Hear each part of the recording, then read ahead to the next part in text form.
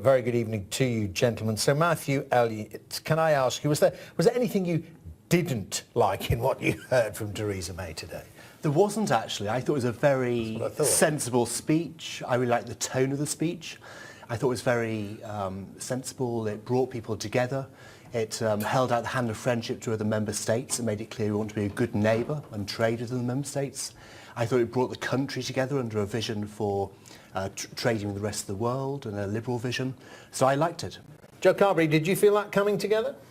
That wasn't my main takeaway from the speech. You won't be surprised to hear. I think there's something to worry about, really, which is that even before negotiations have begun, the Prime Minister seems to have taken off the table the best possible trading relationship that we could have with the European Union, which would be to stay within the single market. Now, there would need to be reform to free movement, and that would all need to be discussed. But it's just surprising that even before conversations have begun, the Prime Minister has ruled out...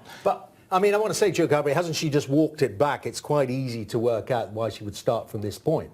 Because if she wants to restrict freedom of movement, she's already got the message loud and clear from the other 27 in the European Union. There's no negotiating on that. Ergo, got to leave the single market. Well, the Dutch Deputy Prime Minister is saying that they would like to look and see how the rules would change, and there's a discussion happening on the continent. The control might not be as strong, for example, as Matthew would like, but certainly the option would be open, or potentially should be discussed, to look at how those rules should work from within the single market. And I think what's surprising is that the Prime Minister hasn't even tried. She's gone for second best as her top priority, and I don't really think... OK, come back on that, Matthew. I mean, she's gone for the hard Brexit and hasn't tried to look at other options. I feel that Joe is trying to refight the referendum. I mean, throughout the campaign, I remember David Cameron, George Osborne, Nick Clegg, other people all talking about how a vote to leave meant leaving the single market. So that was made explicitly clear during the campaign. So I think Theresa May, as a Remain supporter, let's not forget, is really just implementing what the voters asked for. Yeah, it was made clear. I remember it. You know, that was part of the so-called Project Fear, wasn't it? Maybe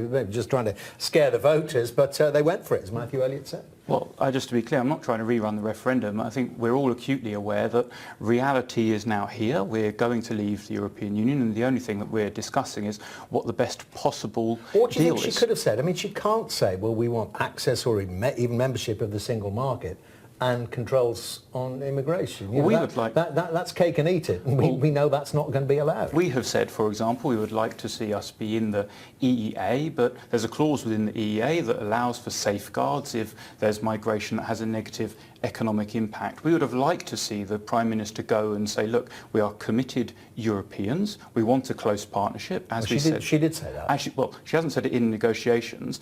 She's actually threatened a trade war if she doesn't get what she wants, which I don't think is going to go down very well. But she could have gone and said, we're committed Europeans, we want to stay in the single market, but let's now have a serious discussion about how freedom of movement, we accept the principle, but we want to see how it works in practice. Now, if that didn't work and the Europeans said, absolutely not, we're not going to change anything, then we would be where we are now. But she hasn't even tried to get the best deal. she's given too much away without even opening negotiations, because we know they will not take place. It's been made explicit as well on that front until Article 50 is triggered. And this EEA option, the Norwegian option as some people call it, I remember people in the Remain campaign criticising it again and again during the campaign, saying it's the worst of all worlds, how you'd be in the single market with all the rules and regulations with no say over moulding them. You'd still have to pay into the system, still have to accept freedom of movement. So I think it still is the worst of all worlds, so it's right that we're going to leave the single market and leave the customs union. Well, Britain is a much bigger economy, of course, than all the other nations that have got these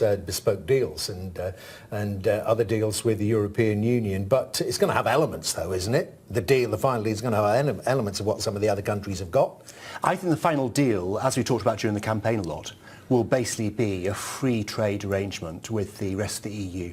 And I'm really confident we can basically keep it as tariff-free trade. If countries like Canada, which is a much smaller export market for the EU, are able to negotiate free trade deals, tariff-free deals with the EU, why can't the UK, the fifth largest economy in the world? Let's ask about the voting then. I mean, Joe, you were accused there of trying to rerun the referendum. I mean, would you like to see it? It could be many years hence if there are transitional arrangements. Would you like to see another vote being put before the British people to decide on the shape of the deal? No, look, we absolutely accept the result of the referendum. I mean, for someone like me who passionately campaign for Remain, you have a bit of a head and heart split. My heart would love us to find a way to stay in. My head knows that we're leaving and the result of the referendum needs to be respected. I mean, just to pick up on something Matthew said, the Canada deal actually emphasises and underlines the problem with the option the Prime Minister has chosen to stay, because not all of its service sectors have access to the EU market in the way that we do now as members of the single market, and it still has tariffs on agricultural products, which is something that we will face if we leave the customs union and the single market. So the Canada deal is the perfect example of why the free trade agreement that Matthew talks about provides less access than we get from within the single market that will have negative economic consequences. The only question is how big those consequences will be and where exactly they'll fall. And what about the issue of voting then? I raised it there, right, so no second referendum, but Theresa May did make it clear the House of Commons will get a vote on the final deal. It's also expected when the Supreme Court rules that they'll get a vote before Article 50 is triggered. Do you think a lot could change there in that the Leave vote was about the sovereignty of Parliament? I think it's a good thing that MPs and peers will have a vote on the final deal. As long as they roll over.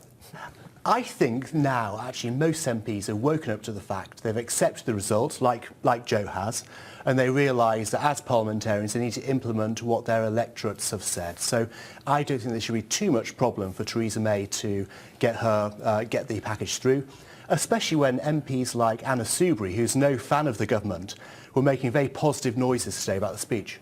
Do you see it that way, Joe Carberry? I mean, do you think there might be more parliamentary trouble this year and for years to come? Well, I think the vote at the end of the process is actually a bit of a sort of fake victory, if you like, because it's going to be a vote between a deal, however mediocre it is, and no deal, which would be an absolute disaster. So I think Parliament will probably pass it. I think what we've seen is Theresa May be incredibly reluctant to consult Parliament. What would be much better if she had outlined her 12 objectives and each of those be subject to parliamentary debate so that MPs could have input into what the government's negotiating objectives should be. And ultimately I think that using Parliament would be a way of uniting those that were on the side of Leave and Remain.